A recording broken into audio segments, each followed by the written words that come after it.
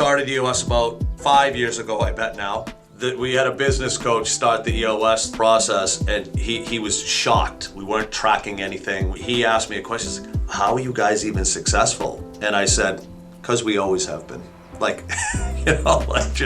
My father started a company 21 years ago out of the back of my mother's minivan. Just kind of exploded to where we were $2-3 million companies about 6 years ago, and we hit about 38 last year.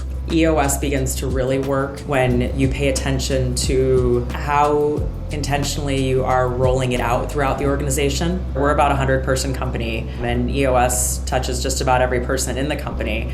We want to make sure that the teams that we support feel that it's a system that's working for them and not just something that they're doing on a performative basis.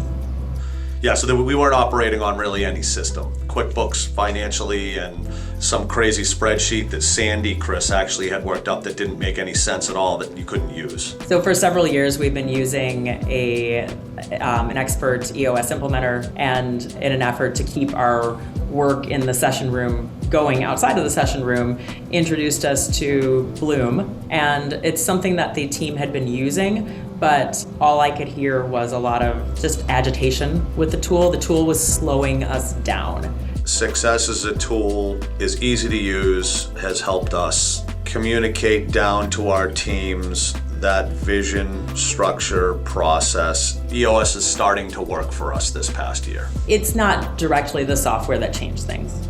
Of course it's not. But it is an amazing tool that helped us become more objective and more accountable to decisions that needed to be made to keep the company moving in the direction we wanted to.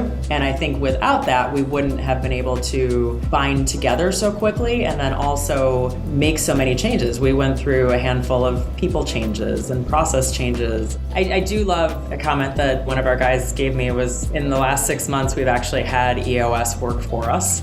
To feel like something is actually helping people make their day better, that's pretty cool.